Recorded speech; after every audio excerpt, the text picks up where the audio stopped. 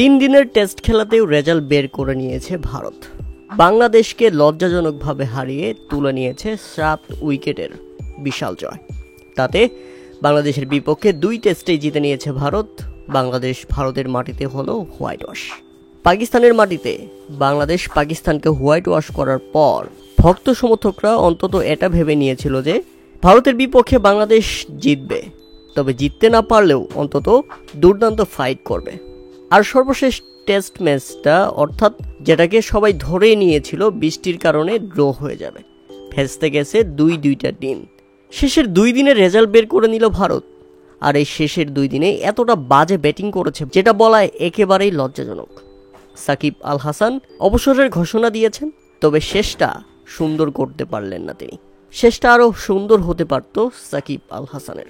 নিজের ক্যারিয়ারের শেষ ইনিংস খেলে ফেললেন ডাক মেরে।